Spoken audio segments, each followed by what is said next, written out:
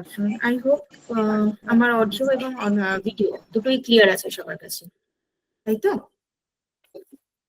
Okay, thank you. So চলুন আজকের মতন ক্লাসটা শুরু করা যাক। অলরেডি আপনাদের কাছে স্ক্রিনটা আই গেস ভিজিবল, যেখানে আপনারা দেখতেই পাচ্ছেন যে আমরা আজকে কি টপিকের উপরে ডিসকাস করব। তো বেসিক্যালি আগের দিনকে আমরা অ্যানিমিয়া নিয়ে কথা বলেছিলাম, which is mostly in among the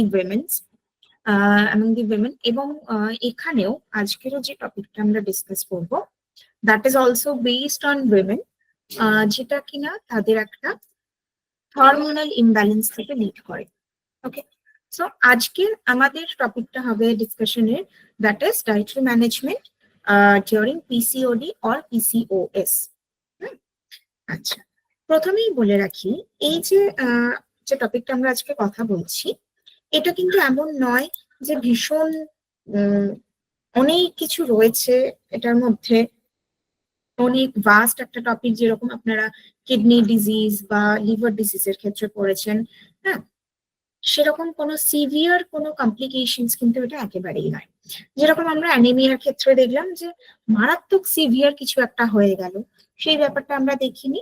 পিসিওডিও কিন্তু সেম, কিন্তু এটা এখন একটা লাইফস্টাইল ডিসঅর্ডারে পরিণত হয়েছে এবং এটা একটা কিন্তু খুব ইম্পর্টেন্ট একটা মেটাবলিক সিনড্রোম আমরা বলতে পারি। আগে যদি বহু বছর আগে কথা বলি, তখনও কিন্তু এই টার্মটা এত কমন ছিল না।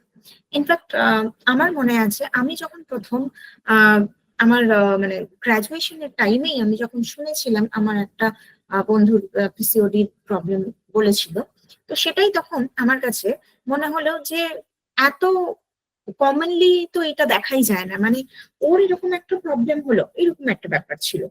হ্যাঁ, এবং আমি যদি তারও আগের কথা বলি, সেই সময় এই পিসিওডি ব্যাপারটা কি সেটা এতটাও কমনলি কিন্তু দেখা যেত মহিলাদের মধ্যে, যেটা এখন দেখা যাচ্ছে। এবং এখন দেখা যাচ্ছে মানে কি, বেশিরভাগ ক্ষেত্রে টিনেজার্সদের মধ্যে, অ্যাডোলেসেন্টসদের মধ্যে কিন্তু এই পিসিওডির প্রবলেমটা অনেক বেশি আমরা খেয়াল করি। দেখতেই পাচ্ছেন যে এখানে আমরা দুটো অ্যাব্রিভিয়েশন রেখেছি, একটা পিসিওএস আর একটা পিসিওডি। তো দুটোর বেসিক ডিফারেন্সটা কি? খুব সিম্পল, পি ফর পলি। ঠিক আছে, আমরা একটু নোট ডাউন করে দিই, তাহলে হয়তো সুবিধা হবে।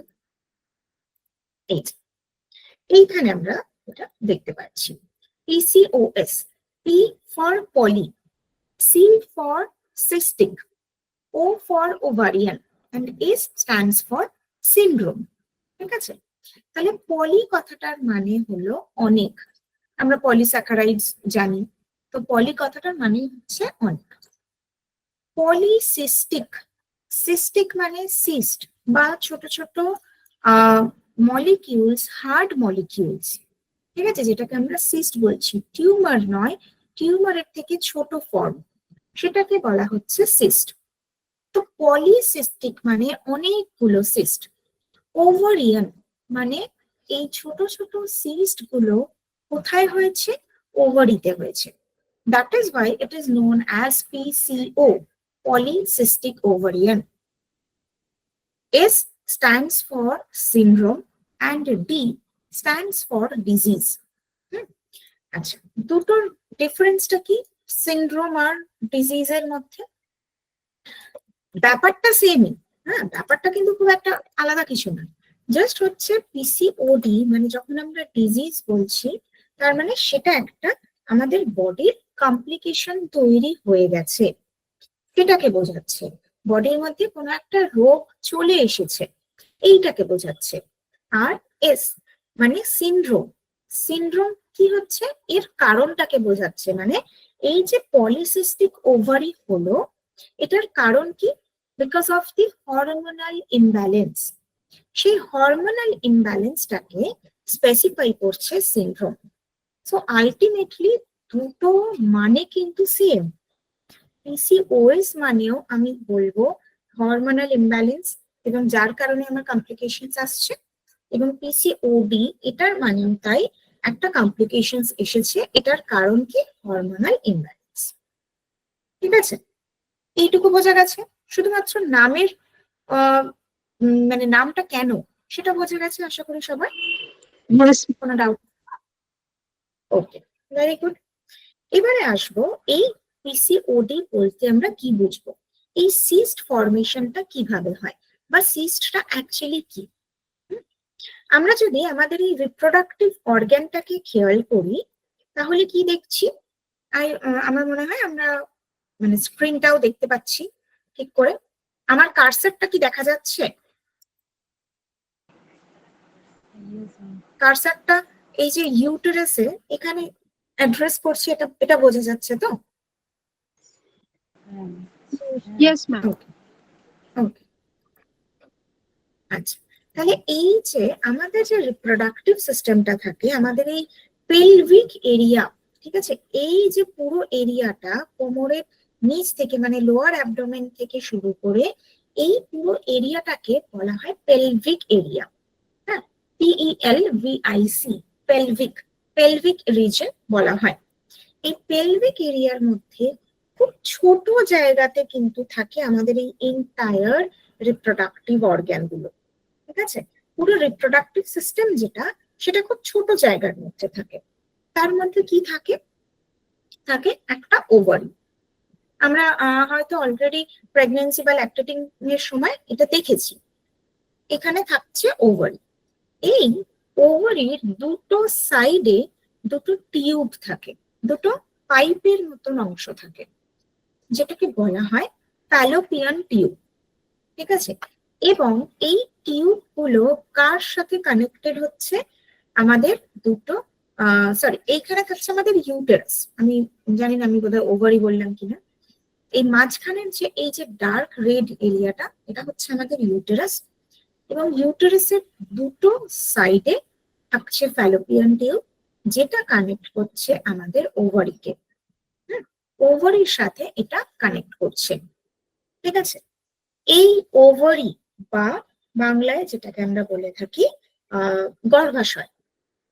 তো এই গর্ভাশয় বা সরি, এটাকে আমরা বাংলায় বলে থাকি ডিম্বথলি, ডিম্বাশয় বলি এটাকে।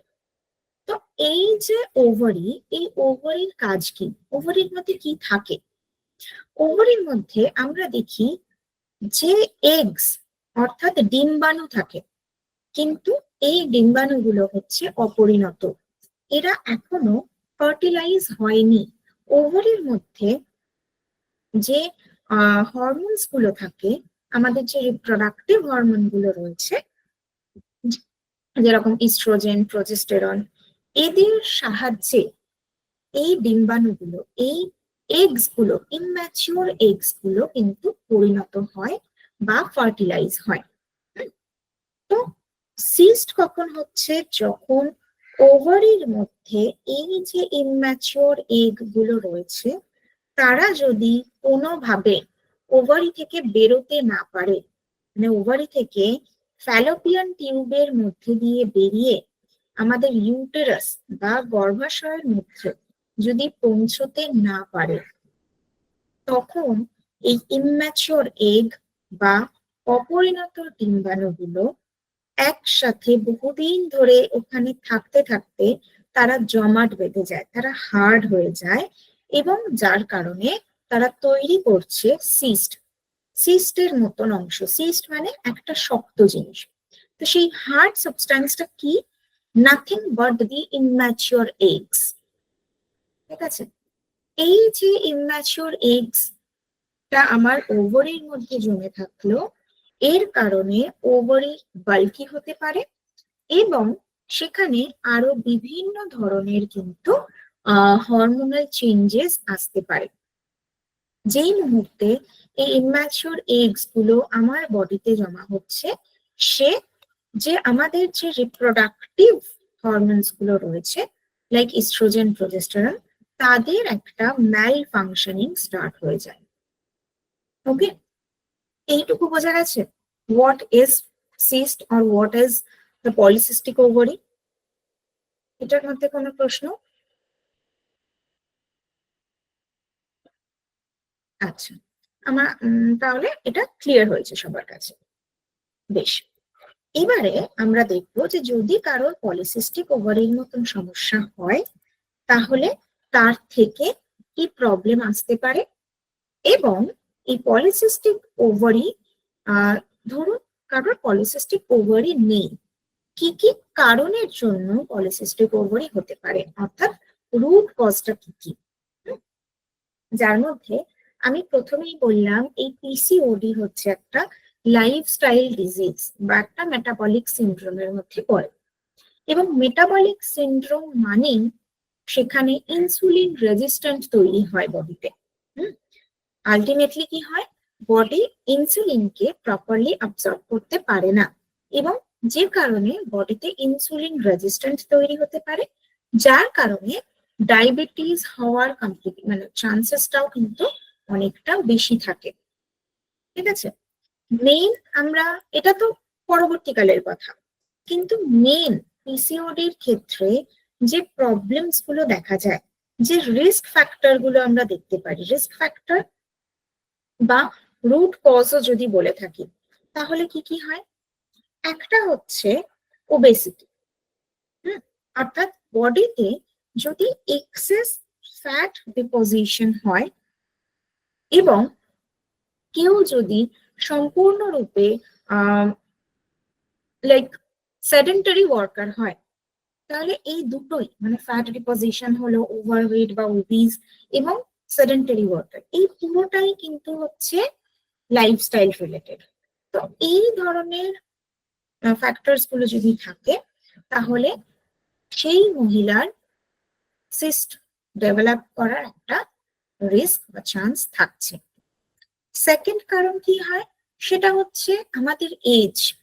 যেই এজেতে আমাদের স্ট্রেস ফ্যাক্টর অনেকটা বেশি থাকে, সেটা পার্সোনাল লাইফ মানে ফ্যামিলি রিলেটেড স্ট্রেস হতে পারে, আমাদের রিলেশনশিপ রিলেটেড স্ট্রেস হতে পারে, অথবা আমাদের ক্যারিয়ার ওরিয়েন্টেড কোনো স্ট্রেস হলো, এডুকেশনাল স্ট্রেস হলো, যে স্ট্রেসটার সাথে আমরা ডিল করতে পারছি না, এই স্ট্রেসের কারণেও কিন্তু পিসিওডি হওয়ার একটা রিস্ক থেকে যায়।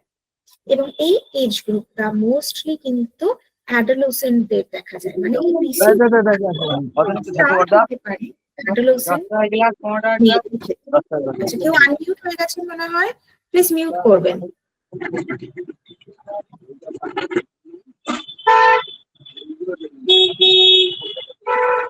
কে হয়েছেন যদি বুঝতে না পারেন তাহলে খুব মুশকিল।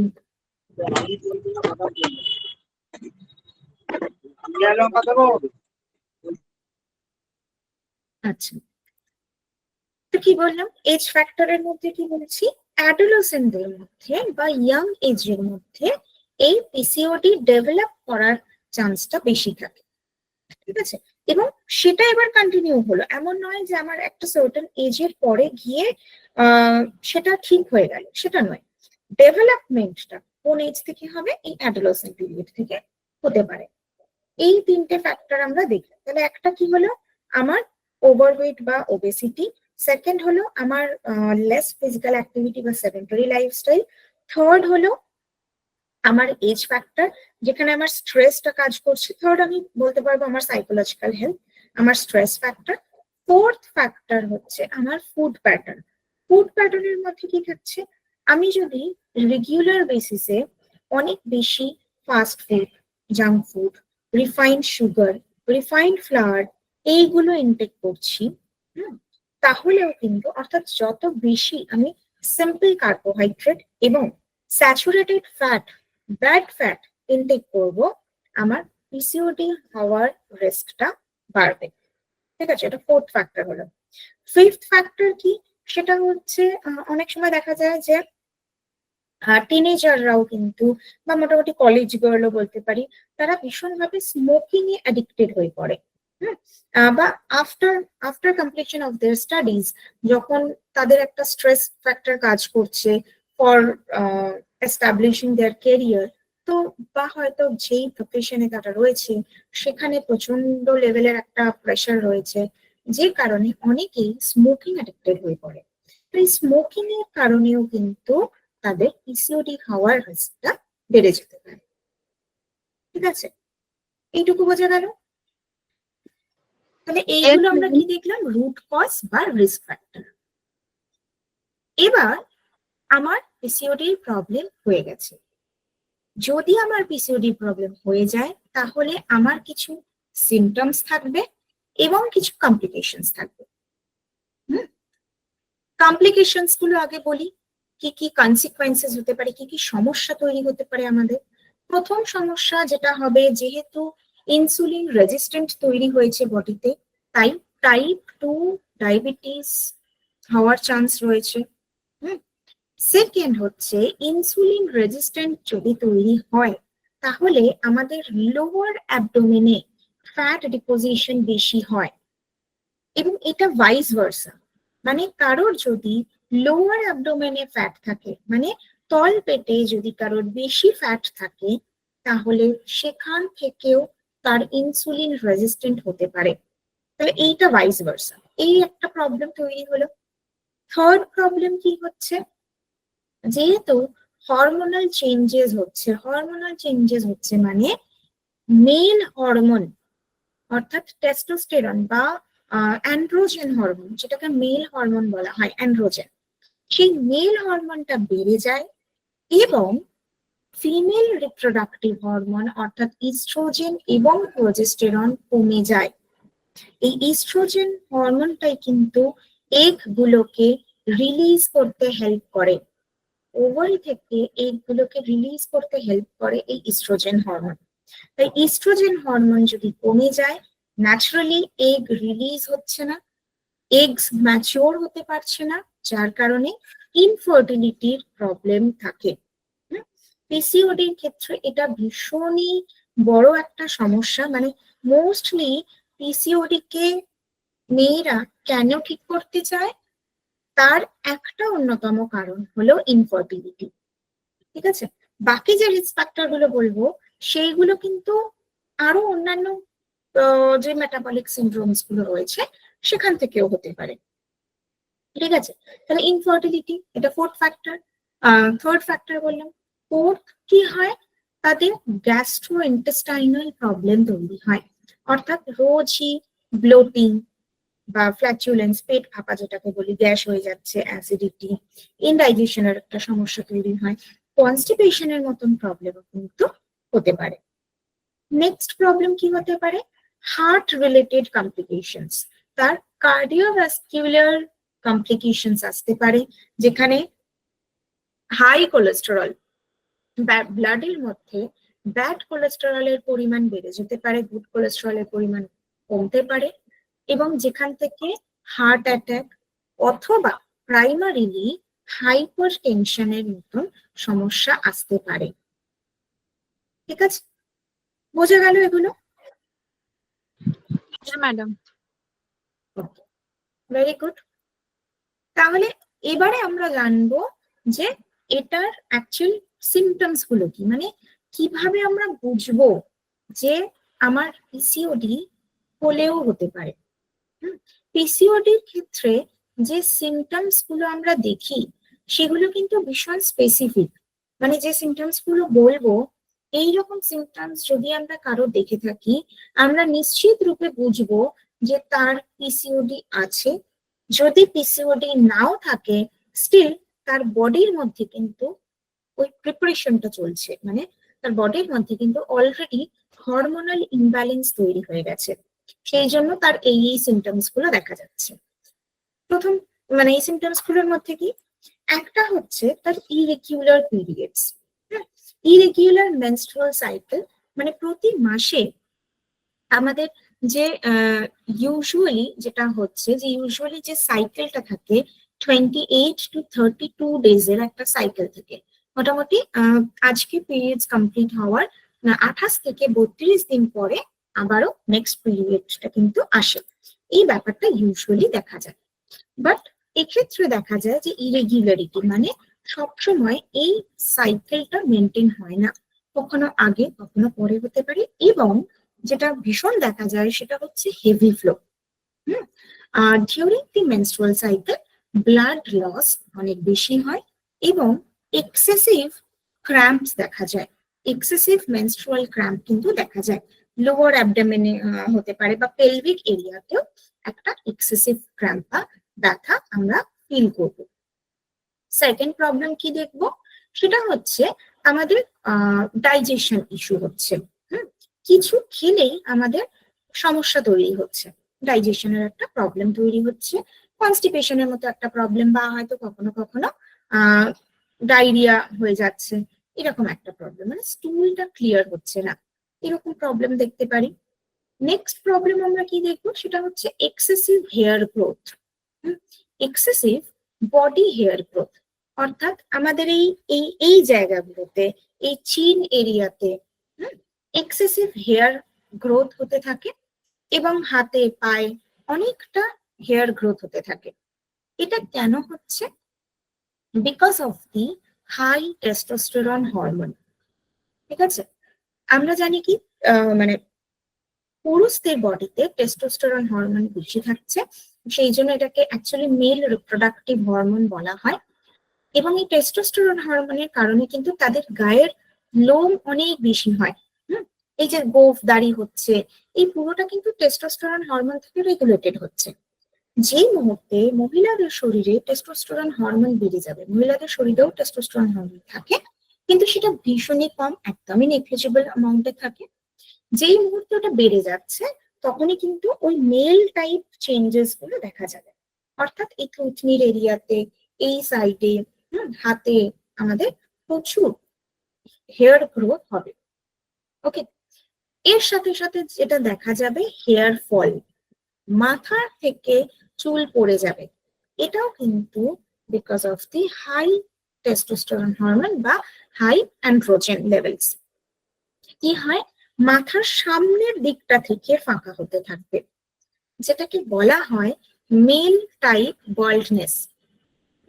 বল্ডনেস, বল্ড মানে হচ্ছে টাক হয়ে যাওয়া, বল্ডনেস মেল টাইপ কেন বলা হচ্ছে? আমরা যদি পুরুষদের ক্ষেত্রে দেখি, কারো চুল পড়তে শুরু হয়েছে এবং কারো টাক পড়ে গেছে, ছেলেদের ক্ষেত্রে আমরা কিন্তু এটা দেখবো না যে তাদের পিছন দিক থেকে চুল পড়েছে। আমরা ইউজুয়ালি ছেলেদের টাক পড়াটা কেমন ভাবে দেখি, এই জায়গা থেকে একটা ইউ শেপের কিন্তু তাদের টাকটা পড়ে, মানে সামনের দিক থেকে চুলটা ফাঁকা হতে থাকে, সামনের দিক থেকে চুল পড়তে থাকে, এবং সেখানে রিগ্রোথ হয় না, এর রিগ্রোথ হচ্ছে না। তো মহিলাদের ক্ষেত্রেও যখন এই টেস্টোস্টেরন হরমোনটা বাড়বে, তখন কিন্তু এই মেল টাইপ বল্ডনেস দেখা যাবে, অর্থাৎ সামনের অংশটা ফাঁকা হতে থাকবে। ঠিক আছে, এই প্রবলেমটা আমরা দেখতে পাবো। নেক্সট প্রবলেম কি দেখবো, সেটা হচ্ছে স্কিন টেক্সচারটা খুব ড্যামেজ হয়ে যায়, স্কিনটা ড্রাই হয়ে যায়, মানে হাত দিলে একটা যে মসৃণ ভাব, সেই জিনিসটা ফিল হয় না, স্কিনের মধ্যে ছোট ছোট গুটি গুটি মতন তৈরি হতে পারে, এবং মুখে ফেশিয়াল স্কিনটা অনেক ড্যামেজ হয়ে যেতে পারে, এবং সেখানে অ্যাকনের মতন প্রবলেম দেখি। নট দ্যাট যে স্কিনটা ভীষণ অয়েলি হয়ে গেছে তাই জন্য অ্যাকনে বা পিম্পলস এগুলো হচ্ছে, সেটা নয়। এটা ছাড়াও কিন্তু ওই মানে স্কিনটা যদি ড্রাই থাকে, তাতেও কিন্তু এই প্রবলেমটা আমরা দেখে থাকি। ঠিক আছে, এর পরের প্রবলেম আমরা কি দেখতে পারি, সেটা হচ্ছে আমাদের মুড সুইং অনেক হয়। ওকে, মুড সুইং মানে এই ভালো লাগছে, পর মুহূর্তে যে বিষয়টা নিয়ে হয়তো অতটা রিয়াক্ট করার নয়, সেই বিষয়টা নিয়ে আমি অনেক বেশি রিয়াক্ট করে ফেললাম, এরকম একটা প্রবলেম আমরা দেখতে পাই, মুড সুইং অনেক বেশি হয়। নেক্সট যেটা দেখা যায়, সেটা হচ্ছে ওবেসিটি বা ওভারওয়েট, যেটা বললাম যে প্রথমেই। আর ওভারওয়েট মানে কিন্তু এরকম নয় যে আমার হাতে পায়ে প্রচুর ফ্যাট ডিপোজিশন হচ্ছে, সেটা নয়। প্রথমেই ফ্যাট ডিপোজিশনটা শুরু হয় ওই লোয়ার অ্যাবডোমেন থেকে। আমাদের লোয়ার পোর্শনটা, হিপ পোর্শনটা বা লোয়ার অ্যাবডোমেন, এই পোর্শনটা ভারী হতে থাকে। ঠিক আছে, এই প্রবলেমস গুলো আমরা দেখতে পাই যাদের পিসিওডির প্রবলেম রয়েছে। তাহলে এই ধরনের কোনো সমস্যা যদি আমরা দেখি যে কারোর হয়েছে, এবং তার সাথে সাথে তার ঘুমেরও সমস্যা, স্লিপ ডিসঅর্ডার হতে পারে, মানে ঘুমটা প্রপার হচ্ছে না, একটা সাউন্ড স্লিপ হচ্ছে না, হ্যাঁ, এইরকম যদি দেখা যায়, তাহলে কিন্তু অবশ্যই আমরা তার আল্ট্রাসাউন্ড করতে বলবো।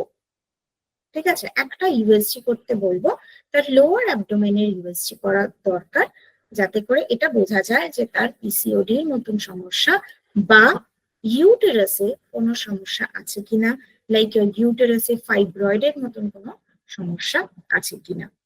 ঠিক আছে, ফাইব্রয়েডটা কি? ফাইব্রয়েডটাও হচ্ছে kind of tumour which is not malignant. এটা কমপ্লিটলি বিনাইন টিউমার। অলরেডি আপনারা ক্যান্সারে পড়ে এসেছেন what is benign and what is malignant. Malignant মানে যেটা ক্যান্সারাস, অর্থাৎ যেটা বডিতে স্প্রেড করতে পারে, এবং বিনাইন মানে যেটা বডিতে স্প্রেড করবে না। এটার সাইজটা যদি এরকম থাকে, এটা আস্তে আস্তে সাইজটা বড় হবে, কিন্তু আজকে এই জায়গায় কালকে ওই জায়গায় এরকম হবে না, সেটা হচ্ছে বিনাইন। তো fibroid is completely benign tumour, যেটাকে আমরা ইউটেরাইন ফাইব্রয়েড বলে থাকি। এই সমস্তটা কিন্তু আমরা জানতে পারবো যদি আমরা একটা লোয়ার অ্যাবডোমেনের ইউএসজি করতে পারি।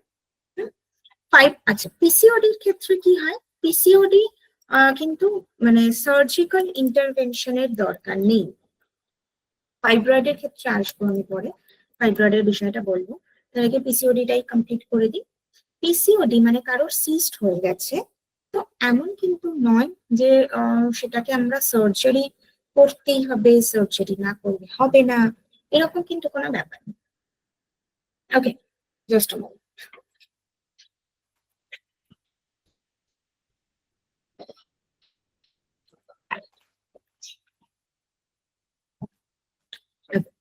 যেটা বলছিলেন যে পিসিওডির ক্ষেত্রে কিন্তু এরকম ব্যাপার থাকে না যে এটা সার্জিক্যাল ইন্টারভেনশনই দরকার, সেটা হয় না। ওটাকে কিন্তু যেহেতু এটা কমপ্লিটলি একটা হরমোনাল ইমব্যালেন্স, ঠিক আছে, এখানে যে গ্রোথটা হয়েছে, অর্থাৎ যে সিস্টিক গ্রোথটা আমরা দেখতে পাই, সেটা শুধুমাত্র হরমোনাল ইমব্যালেন্সের জন্য হয়েছে, এবং যেই মুহূর্তে আমরা হরমোনাল ইমব্যালেন্সটাকে ঠিক করে দেব, তখনই কিন্তু আমাদের এই যে সিস্টিক গ্রোথটা, এটা বন্ধ হয়ে যাবে। সেই জন্য এটা সার্জিক্যাল ইন্টারভেনশন দরকার হয় না। তাহলে কি প্রবলেম হয়? আবারও কেউ আনমিউট হয়ে গেছেন, প্লিজ এটা একটু খেয়াল রাখুন।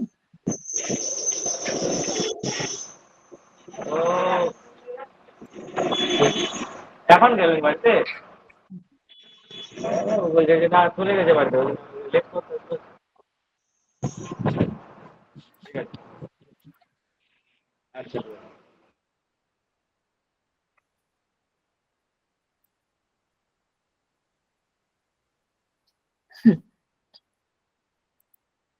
তো যেটা বলছিলাম যে কয়েকটা হরমোন ব্যালেন্স আমাদের ঠিক করতে হবে। তার মধ্যে প্রথম হরমোনাল ব্যালেন্স হচ্ছে ইনসুলিন হরমোনকে ব্যালেন্স করা। ইনসুলিন হরমোন আমরা কিভাবে ব্যালেন্স করতে পারবো সেটা আমরা জানি, আমরা ডায়াবেটিস পড়েছি, সেখানে আমরা দেখেছি ডায়াবেটিসকে যেভাবে কন্ট্রোল করা যেতে পারে, যেভাবে সেটাকে প্রিভেন্ট করা যেতে পারে, সেই প্রসিডিওরেই আমরা ইনসুলিন হরমোনকে ব্যালেন্স করতে পারবো। অর্থাৎ যেখানে সিম্পল কার্বোহাইড্রেটকে কম করব, সিম্পল কার্বোহাইড্রেট কম করে আমরা ইনসুলিন হরমোনকে ব্যালেন্স করছি। এর সাথে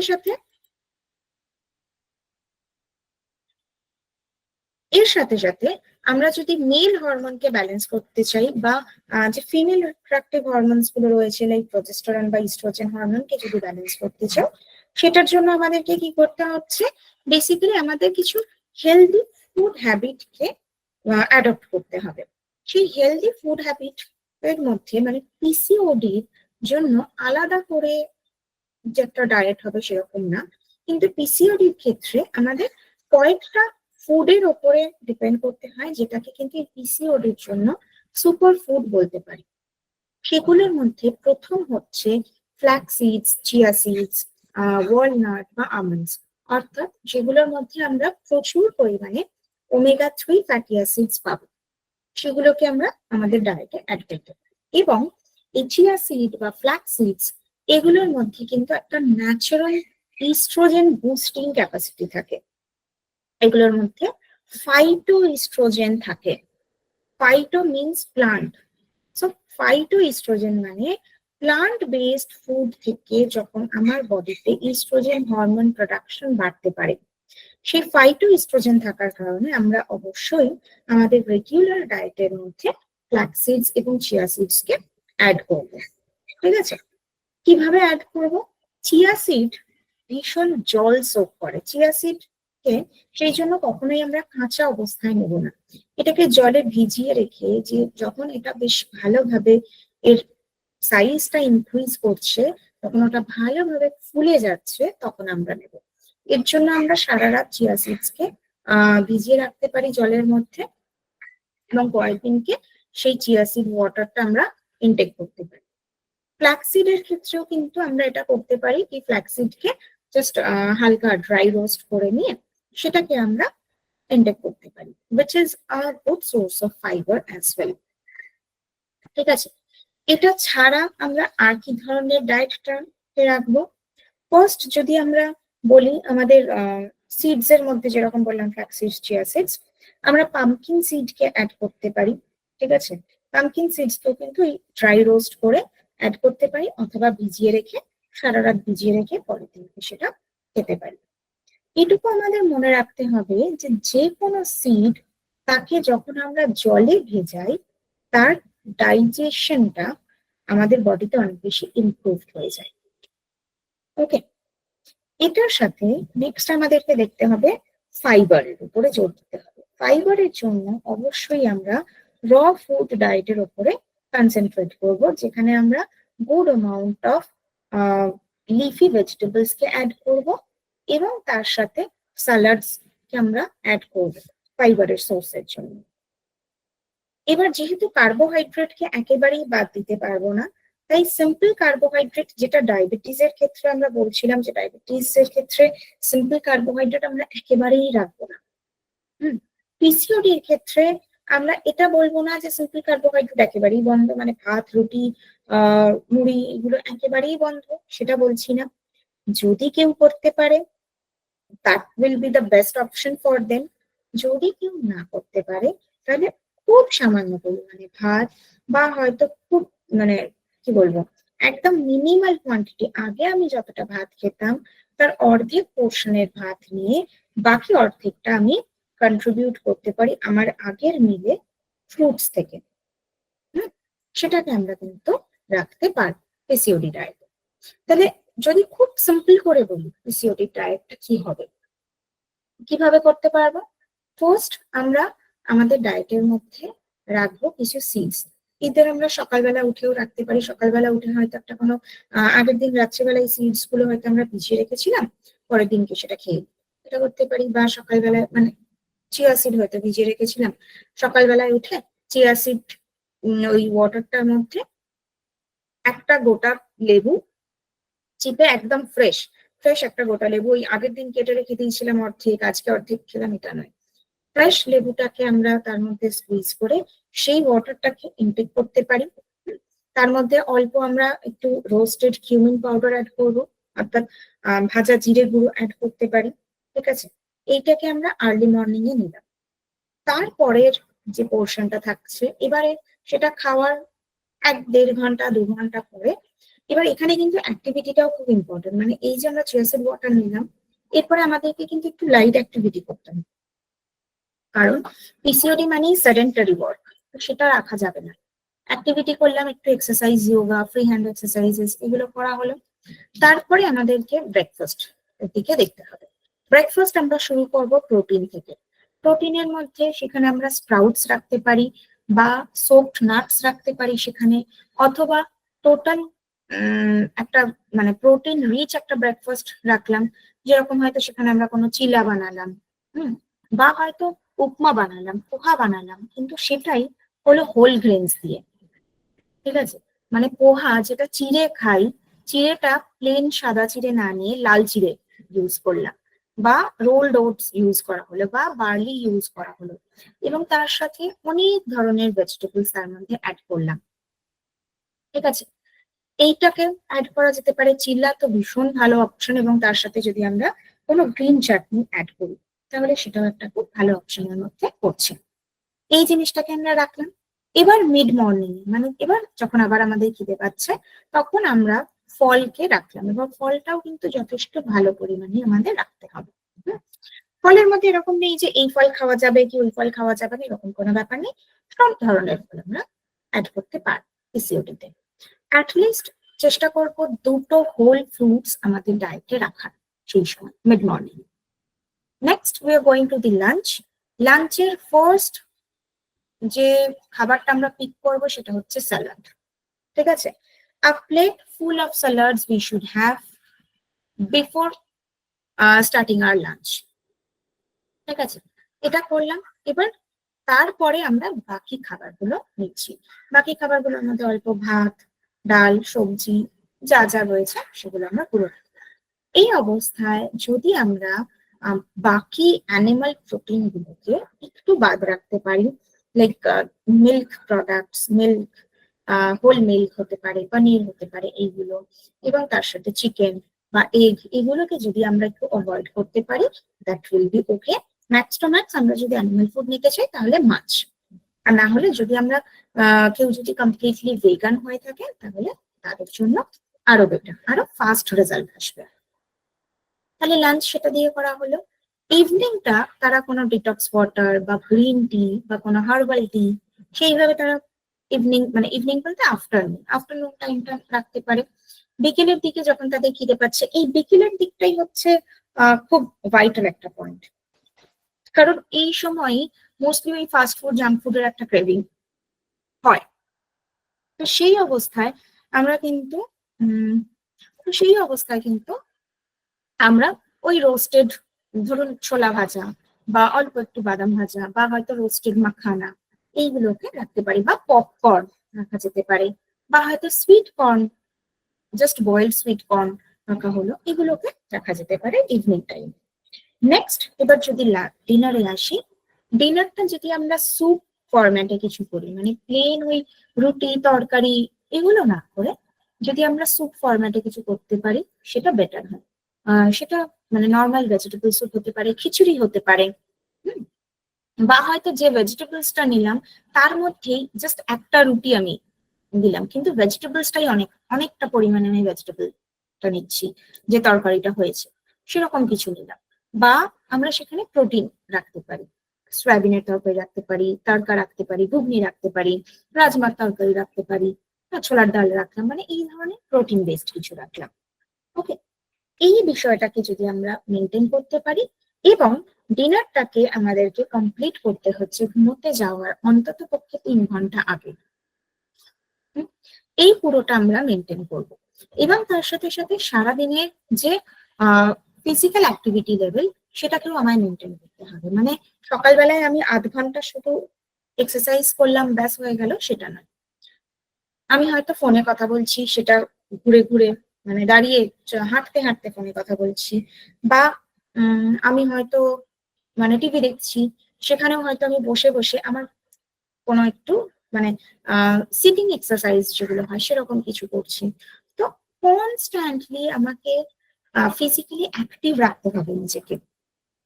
এই বিষয়টা যদি মেনটেন করা যায় তাহলে দেখা যায় যে আস্তে আস্তে করে কিন্তু এই পিসিওডিটা রিভার্স হতে থাকছে।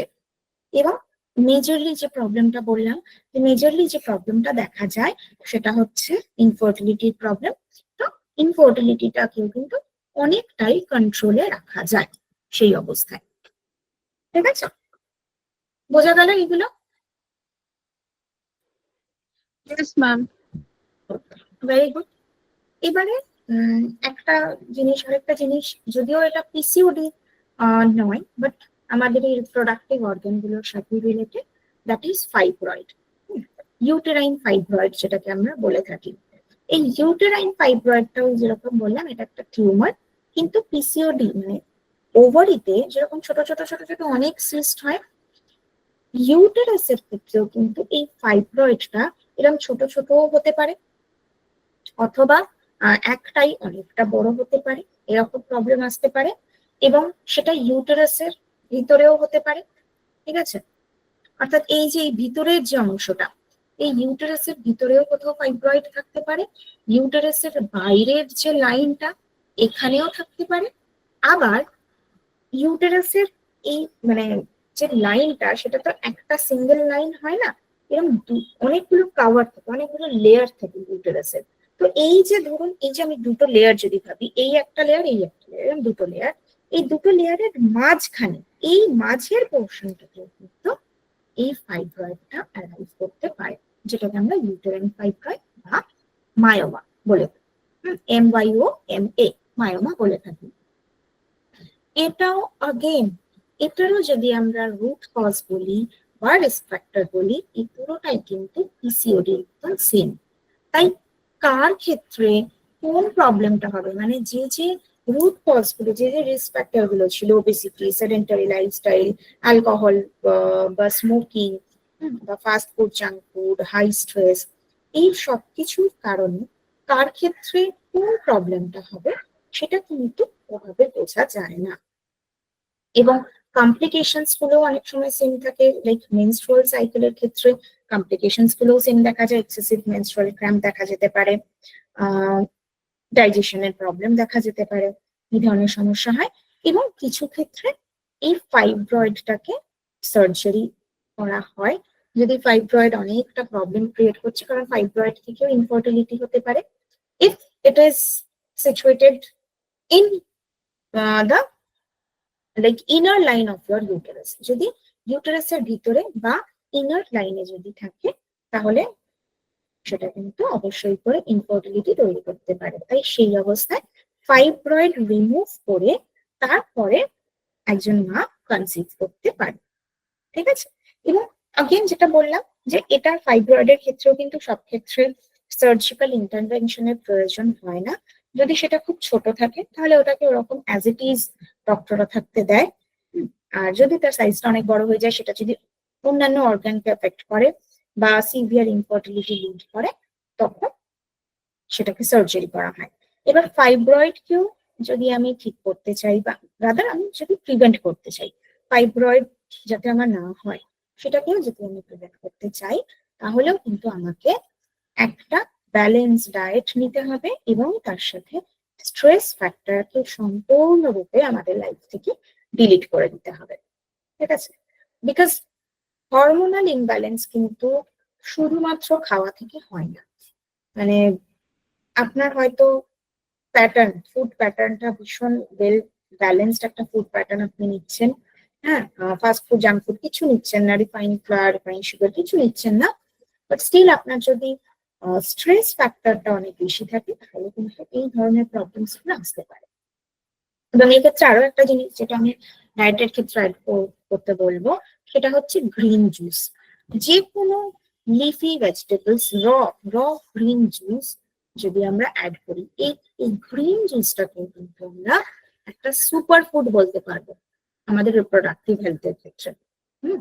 সেটা আমলার জুসও হতে পারে, ঠিক আছে, আমলকির জুসও হতে পারে, আবার একই রকম ভাবে চাল কুমড়োর জুসও হতে পারে, অথবা সরাসরি শাক, যে কোনো শাক জাতীয় খাবারের জুস হতে পারে। সেটা ধনেপাতা হতে পারে, পুদিনা পাতা হতে পারে, কারি পাতা হতে পারে, নিম পাতা হতে পারে, যে কোনো, ঠিক আছে।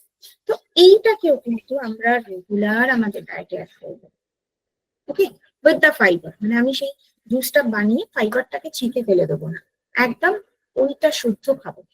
যদি জুস বানানোর সময় না থাকে তাহলে জাস্ট ওই পাতাগুলোই চিবিয়ে খেয়ে নেবো, বেশ কয়েকটা পাতা একসাথে কম্বাইন করে সেটাকে চিবিয়ে খেয়ে নেবো।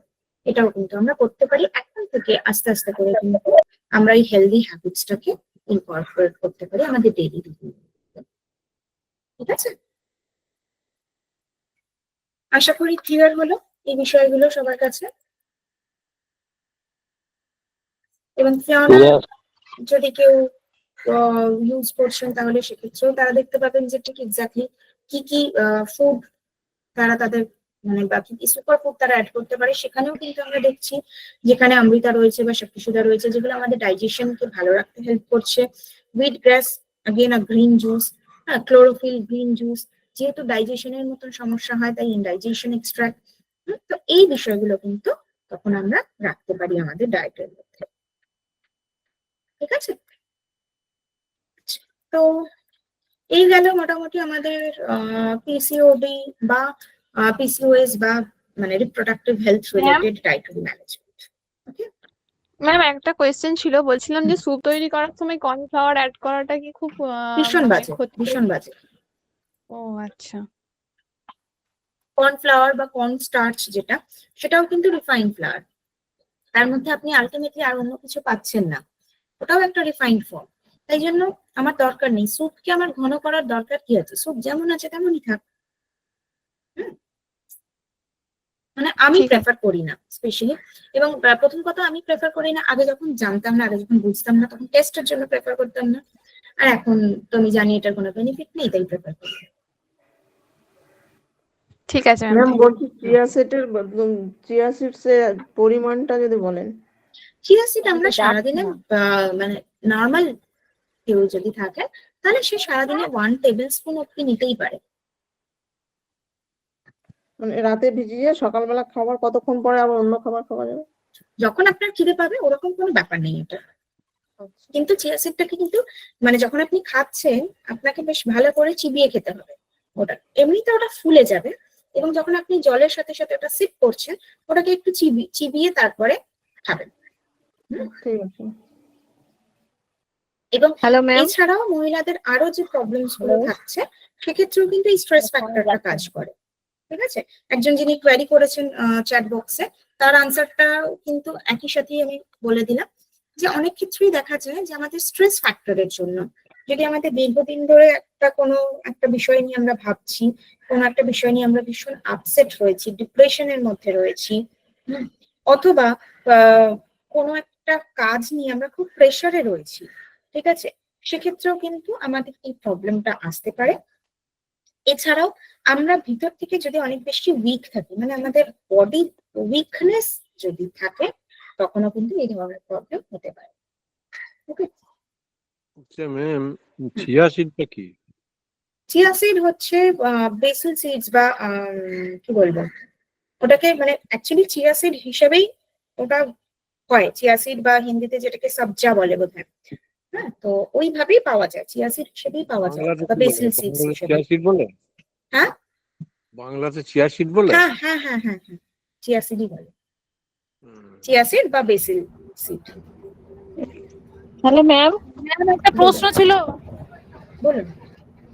বলছি ম্যাম এর আগের এক্সামটা আমার মিস হয়ে গেছে, এখন আর একটা এক্সাম 1 মাস পর পর হয় নাকি আমাকে একটু বলেন না প্লিজ।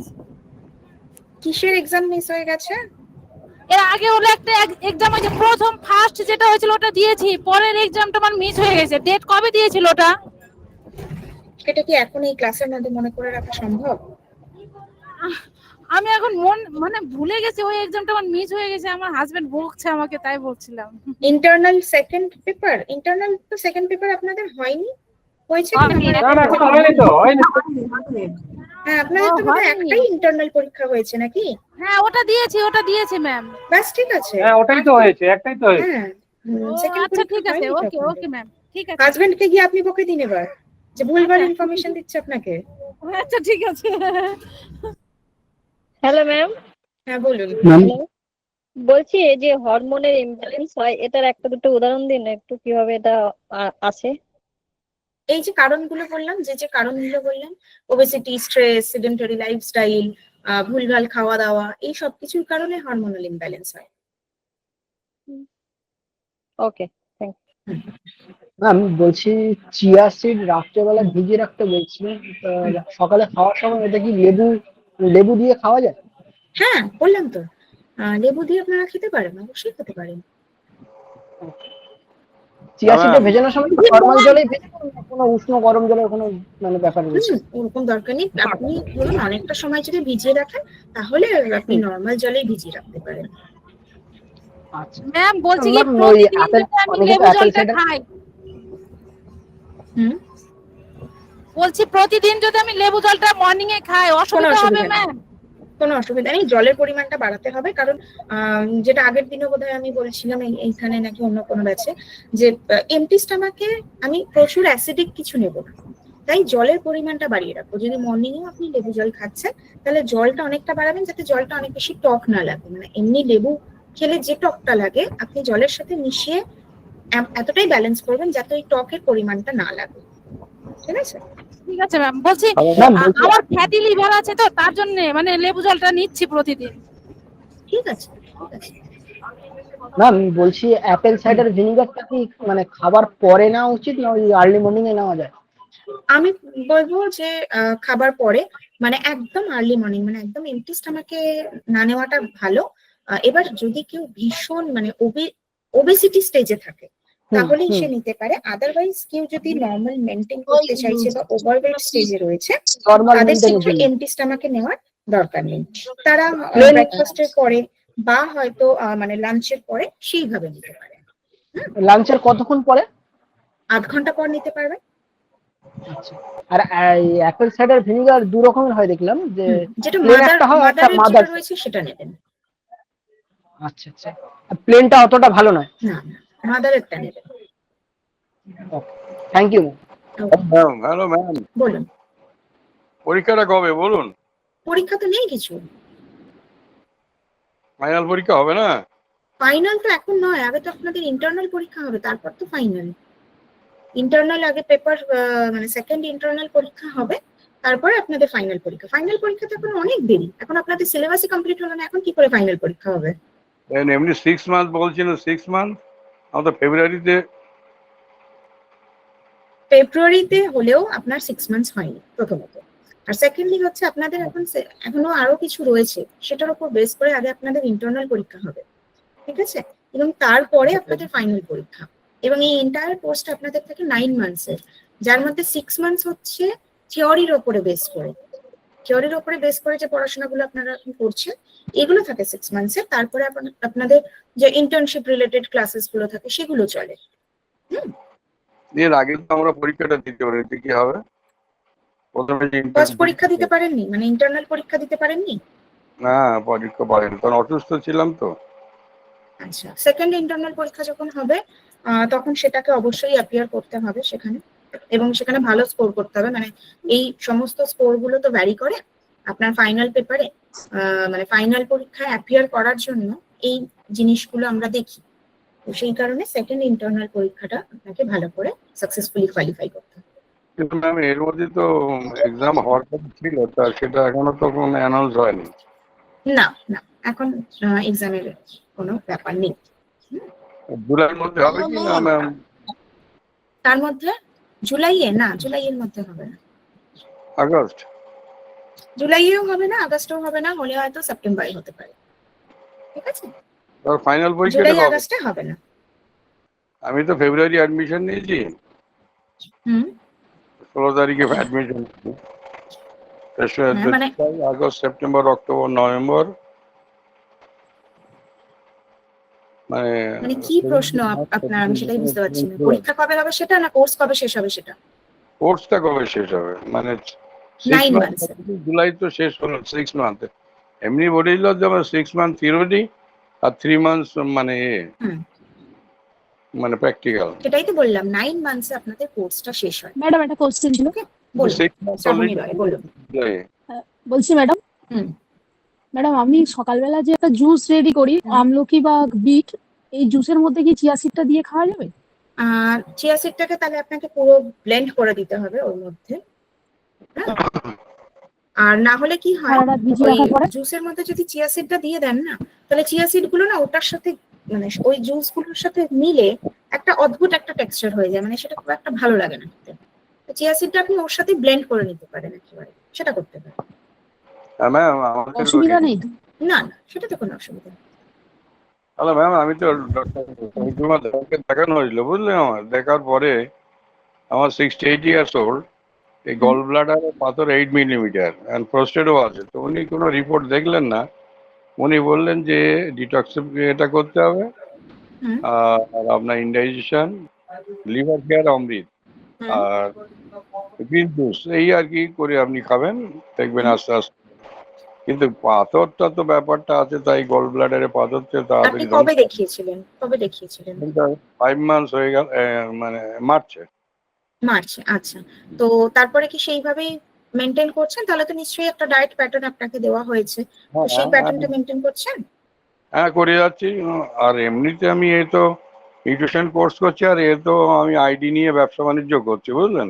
হুম হুম আর সেই পরিপ্রেক্ষিতে আর ভয়ের কোনো, আবার উনি বলেছিলেন জুলাইয়ের মধ্যে একটা করার কথা, মানে আল্ট্রাসোনোগ্রাফি করতে, হ্যাঁ, ইউএসজি তো করা। সেটা একবার করে দেখুন। আপনার এখন আগে যে কমপ্লিকেশনস গুলো আপনার ছিল, এখনো কি সেম কমপ্লিকেশন রয়েছে নাকি আগের থেকে বেটার আছেন আপনি? এটা একটু হয়েছে, মানে এবারে আপনি একবার টেস্ট করে দেখবেন, ঠিক আছে? আপনি দেখবেন যে এই যে সাইজটা যেটা ছিল সেটা অনেকটাই রিডিউস করবে। আপনি যদি এই এন্টায়ার মানে মার্চ থেকে এখন এই ধরুন জুলাই পর্যন্ত, তো এখনো এইটা পর্যন্ত যদি আপনি টানা যদি মেনটেন করেন তাহলে কিন্তু অনেকটাই রিডিউস করবে আপনারা, ঠিক আছে? হ্যাঁ, করে ডায়েট যাচ্ছি, প্যাটার্নটা সপ্তাহে দুদিন ম্যাম ডিটক্স করছি, আগে রেগুলার করতাম, হুম এখন উঠতে 2 থেকে 3 বার করছি। না, ডায়েট প্যাটার্নটা পুরোপুরি ভাবে যেভাবে মেনশন করা আছে ডায়েট প্যাটার্নটা, উনি বললেন সেই ডায়েট গুলো করছি এখন, কিন্তু মাঝে মাঝে তাহলে দু ওটা একদিন অনেকটাই রিডাকশনে আসবে, ঠিক আছে? এবার নেক্সট টাইম আপনি একবার আরো একবার মানে যখন আপনি টেস্ট করাবেন, টেস্ট করিয়ে আরো একবার স্যারের সাথে কনসাল্ট করে নেবেন, তাহলে বেটার হবে সেটা আরো, ঠিক আছে? ঠিক আছে, Okay. ঠিক আছে। যাদের হিমোগ্লোবিন কম, যাদের ওয়েট কম, তারা কি খেতে পারে? এটার সাথে চিয়া সিডের কোনো সম্পর্ক নেই, খেতেই পারে। ওকে। ম্যাম বলছি প্রথমে থাইরয়েড ছিল, তারপর মেডিসিন নেওয়ার পরে থাইরয়েড একদম নেই। 2 মাস 3 মাস পর পর টেস্ট করার পর থাইরয়েড দেখাচ্ছে না, কিছু নর্মাল দেখাচ্ছে, তারপরে কি মেডিসিন কন্টিনিউ করতে হবে? এটা তো ডক্টরের সাথে কনসাল্ট করতে হবে। ডাক্তারবাবুরা তো বলছেন করতে হবে, কোনো ডাক্তারবাবু বলছেন করতে হবে, কোনো ডাক্তারবাবু বলছে করতে হবে, নেই তো করতে হবে না, ইয়ে খেতে হবে না। তাহলে একটা কাজ করতে পারেন, দুজনের কথাই থাকলেও, তাহলে সেক্ষেত্রে আপনাকে ধরুন একদিন খেলেন না, দেখলেন যে কি প্রবলেম হচ্ছে, এইভাবে না অল্টারনেটিভ কন্টিনিউ খাওয়া হচ্ছে না, মানে 3 মাস 6 মাস খাওয়া হচ্ছে না, তারপরে নর্মাল। ডাক্তারবাবু 1.5 মাস বলছেন 6 মাস থাইরয়েড খাচ্ছেন না ওষুধ, তারপরেও হ্যাঁ নর্মাল, হ্যাঁ, তাহলে তো আমার মনে হয় না খুব একটা কন্টিনিউ করার ডাক্তারবাবু প্রয়োজন বলছেন আছে। যে থাইরয়েড ওষুধ বন্ধ করা যায় না, সুগারের ওষুধের মতো।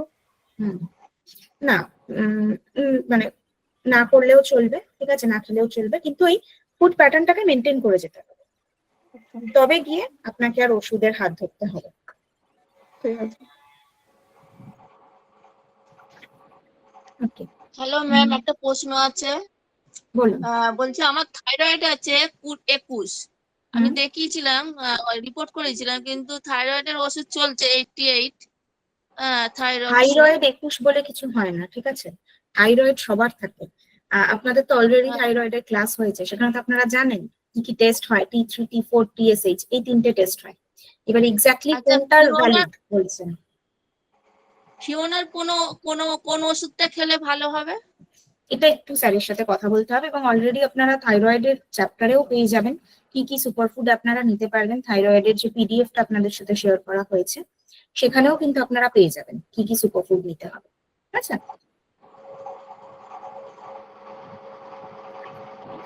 ঠিক আছে, তাহলে আজকের মতন আমরা এখানেই তাহলে আমাদের ডিসকাশনটাকে কমপ্লিট করছি, ঠিক আছে?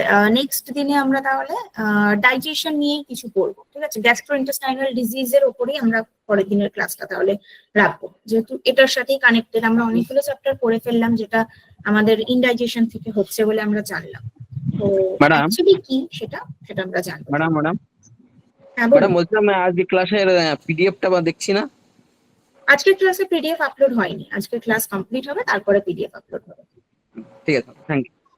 ওকে, ম্যাম ঠিক আছে। হ্যালো ম্যাম, হ্যাঁ, বলা যাবে ফ্লেক্সিডটা ওটা কি থেকে তৈরি হয়? ফ্ল্যাক্সিড হচ্ছে তিসি, ফ্ল্যাক্সিড হচ্ছে তিসির বীজ। তিসি। আর যে পামসিডটা? কোনটা? পামসিড পামসিড তো নরমাল, মানে পাম যে ফলটা থাকে সেটা। পামকিন সিডের কথা বলছেন তো আপনি? হ্যাঁ হ্যাঁ। পামকিন সিড নরমাল, মানে পামকিন মানে কুমড়োর বীজ, যেটা মানে এমন নয় যে আপনাকে বাইরে থেকেই কিনতে হবে, আপনি বাড়িতেও আমরা যে কুমড়ো আনছি সেখান থেকে আপনারা খেতে পারেন। ম্যাম আচ্ছা ম্যাম, পরিমাণটা পামসিডের কুমড়োর বীজের পরিমাণটা একজন মানুষ কত খাবে? ছোট চামচের 1 চামচ এভরিডে বেসিসে যদি বলি। হ্যালো ম্যাম, বলুন। বলছি যে আমাদের তো মোটামুটি 69 পড়বে। এখন বর্তমান সকালে আমি আখরোট 2 পিস, আলমন্ড 2 পিস, আর আপনার মানে অমৃত খাওয়ার পরে, বুঝলেন? হুম। তারপরে আমি আখরোট 2টো, আলমন্ড 2টো, কিশমিশ 5-6টা, আর আপনার ছোলা অল্প। এটা খালি পেটে খেয়ে নি, বুঝলেন? হুম, ঠিক আছে, কোনো অসুবিধা নেই, খেতেই পারবেন। আমাদের দাদা সাহেব ওটা খেয়ে কিছু সময় পরে যে আপনার ফল যদি খান, আপনি খালি পেটে ফল খাবেন, যতটা পারেন খাবেন। এবার আধা ঘন্টা পরে আমি রাত্রে যে বাসি রুটি থাকে, কালকে রুটি খাই তো 2টো, তারপর সকালে সেই রুটিটা আবার দিয়ে লিকার চা উইদাউট চিনিতে খেয়ে আমি আমার কর্মস্থলে চেম্বারে বেরিয়ে যাই, বুঝলেন? হুম। এটা কোনো অসুবিধা তো নেই। আবার 11টার দিকে অল্প একটু টিফিন। রুটিটাকে অ্যাভয়েড করতে পারলে ভালো, বাকি আপনি ফল টল যা খাচ্ছেন সেগুলো ঠিকই আছে, বা একদম আর্লি মর্নিং যা দিয়ে শুরু করছেন সেটা ঠিকই আছে। আর এই যে রুটির যেটা খাচ্ছেন বা বাসি রুটি যেটা খাচ্ছেন সেটাকে অ্যাভয়েড করতে পারলে ভালো। অ্যাভয়েড করতে ভালো হয়, কিন্তু উনি বলছি না রাত্রে রুটি হচ্ছে সকালে খেলে ভালো হয় আর কি। না, রুটি ইউজুয়ালি আমি বলবো সেটাকে অ্যাভয়েড করাটাই বেটার। ঠিক আছে, এবার ধরুন আপনি একবারই পাচ্ছেন না বা আর অন্য কিছু বানানোর সময় নেই, সেক্ষেত্রে খেয়ে নিতে পারেন, ঠিক আছে, কোনো অসুবিধা নেই, কিন্তু অ্যাভয়েড করতে পারলে ভালো হয় সেটা। ফল খাওয়ার পরে এবার শুধু লিকার চা কি খাবো? ফল খাওয়ার মিনিমাম 2 ঘন্টা পরে চা খাবেন। 2 ঘন্টা পরে? 2 ঘন্টা পর, ঠিক আছে। ঠিক আছে। ম্যাম, খাওয়ার আগে 12টা 12:30 আমি ধরুন 1:30 2টোর দিকে ভাত খাই। হুম। চেম্বার থেকে তাহলে আসার মাঝখানে পর। খিদে পেলে তখন আপনি অন্য কিছু খেতে পারেন, ছোলা বা হ্যাঁ। স্প্রাউটস বা এই ধরনের কিছু খেতে পারেন। হ্যাঁ, ওটস কিংবা সবজি দিয়ে অনেক রকম এ দিয়ে বানানো, এগুলো খাই। ওটা খেতে পারেন, পেয়ারা খাই, তারপর একটু শসা। সেটা খেতে পারেন। ঠিক আছে। আর পরে কোনো ফল খাওয়াটা ঠিক হবে না। খাওয়ার পরে না না না, ভাত খাওয়ার পরে খাবেন, খাওয়ার পরে খাবেন। কিন্তু গ্যাস হয় প্রচন্ড। খাওয়ার পরে খাবেন না। ঠিক আছে। আর জল, বারে বারে জল খাই অল্প অল্প করে 1 গ্লাস, এই হ্যাঁ, আর কোনো 2-2.5 লিটার। কোনো অসুবিধা নেই, খেতে পারবেন সেটা। কেন আমার প্রোস্টেট একটু বাড়া আছে তো। হুম। প্রোস্টেট প্রথমে 72 ছিল, এখন মোটামুটি 57 এ বোধহয় এসেছিল, তারপরে এখন কি হয়েছে এইবার করলে, এই মাসে করলে বুঝতে পারবো। ঠিক আছে, ঠিক আছে একটা প্যাটার্ন মেনটেন করলে, আমাদের ফুড প্যাটার্ন যদি আমরা মেনটেন করি না ঠিক করে, তাহলে এই সমস্যাগুলোকে আমরা অনেকটাই কিন্তু প্রিভেন্ট করতে পারি। কিন্তু ফুডের উপরে কি নির্ভর করে গল ব্লাডার স্টোনটা কি কভার করা যায়? একদম একদম। হ্যাঁ, 100% করা যায় ম্যাম, 100% করা যায় ম্যাম। না এমনি বলছেন। আলী স্যারকে বলছি 100% হয়, এই কারণে বলতে পারছি। আমার বাড়িতেও 14 mm ছিল ম্যাম, আমার ওয়াইফে, আচ্ছা। সেটা মোটামুটি 40 days এর মধ্যে কমপ্লিট হয়ে গেছে। সেটাই আর বললাম, যদি আমাকে ফুড প্যাটার্ন থেকে আমরা করতে পারি তাহলে আমরা অনেকটাই এগুলোকে প্রিভেন্টও করতে পারবো আর কিওর তো করতেই পারবো। 100% একদম মানে যে গল ব্লাডার স্টোন নাকি আপনার পাথরকুচি পাতার রস আর লাউর পাতার রস একসঙ্গে নাকি? ওই তো ব্যাপারটা একই, লিফি জুস বা গ্রিন জুস খাচ্ছেন আপনি, গ্রিন জুস খেতে হবে। ওটা কি আপনার ওই এমনি পাথরকুচি মানে পাথরকুচি করে দেয়, এটাকে বাংলা ভাষা মানে দেখছে ওই। আর গ্রিন জুস মানে কি ওটা? মানে এতে কি বেশি দিন খেলে ক্ষতি হয়? না না, কোনো গ্রিন জুসই আপনি বেশি দিন খেলে কোনো ক্ষতি নেই, গ্রিন জুস খেতেই পারা যায়। কটা দিন খাবো ম্যাম? ওটা আপনি মোটামুটি 1 কাপ থেকে শুরু করবেন, মানে 250 ml থেকে শুরু করে আপনি মোটামুটি 300-350 ml অব্দি খেতে পারবেন। ঠিক আছে, তাহলে জলের সঙ্গে এ করে নিয়ে রেখে খেতে জলের পারবো? সাথে মিশিয়ে, হ্যাঁ। মিশিয়ে মিশিয়ে খাবো ওইভাবে সারাদিনের মধ্যে নাকি? একেবারে সারাদিনের মধ্যে কেন, আপনি এট এ টাইম নেবেন, সাথে সাথে জুস করবেন এবং সঙ্গে সঙ্গে খেয়ে নেবেন, ওটাকে রেখে দেবেন না। তাহলে তো আপনি কতটা বলছেন? কত 1 ml গ্লাস খাবো? ধরুন, 1 গ্লাস ধরুন, ঠিক আছে, আমরা নর্মালি যে গ্লাসে জল খাই সেই গ্লাসে 1 গ্লাস। সেটা কি মানে পুরোটাই জুস? পুরোটাই জুস, তার সাথে আপনি জল মেশাতে পারেন, অল্প অল্প জল মিশিয়ে খাবেন। তাহলে তো ওটা খেলে খালি পেটে খাবো, খেয়ে দেবেন একটু খালি পেটে খাবার। খেতে ভালো, মানে আপনি তো ধরুন সকালবেলাতে ওই নাটস গুলো নিচ্ছেন, সোকড নাটস নিচ্ছেন, তো তার আগে আপনি গ্রিন জুসটা নিয়ে নিতে পারেন, ঠিক আছে? এবং নাটসটা আপনি ওই ফলের সাথে তখন নিয়ে নিন। আমি তো বোঝা গেল? আমি তো মাঝে মুখে অমৃতটা খাচ্ছি। হ্যাঁ, খালি পেটে আপনি অমৃতা খাচ্ছেন, এবং তারপরে আমি বলছি, তারপরে আপনি যখন আপনি নাটসটা নিচ্ছেন, আমন্ডস, ওয়ালনাট এগুলো নিচ্ছেন, সেটার পরিবর্তে আপনি তখন গ্রিন জুসটা নিয়ে নিন, এবং ফলের সাথে তখন আপনি ওই আমন্ডস, ওয়ালনাট যা যা খাচ্ছেন সেটা নিতে পারেন। অথবা গ্রিন জুসটা আপনি ফল যখন খাচ্ছেন, ফল খাওয়ার পরে যে সময়টাতে আপনি ওই চা বা রুটি খাচ্ছিলেন, সেই সময়টাতে আপনি গ্রিন জুস খেতে পারেন, এটাও করতে পারেন। হ্যাঁ, আচ্ছা, ঠিক আছে। ওকে, ওকে, ঠিক আছে। তাহলে আজকের মতন আমরা এখানেই কমপ্লিট করছি, ঠিক আছে? আচ্ছা। আর কোয়েশ্চেন আমরা আজকের জন্য নিচ্ছি না, আবার নেক্সট দিনের জন্য রাখা থাক কিছু। নেক্সট দিনে আশা করবো যে আরো কিছুটা ক্লিয়ার হয়ে যাবে টপিকটা পড়লে। ইন্টারভিউ পরীক্ষা Thank হলে you. আমরা জানতে পারবো, তাই তো? হ্যাঁ, পরীক্ষা হলে জানতে পারবে। থ্যাংক ইউ সবাইকে, ভালো থাকবেন, আবার নেক্সট ক্লাসে দেখা হচ্ছে, বাই।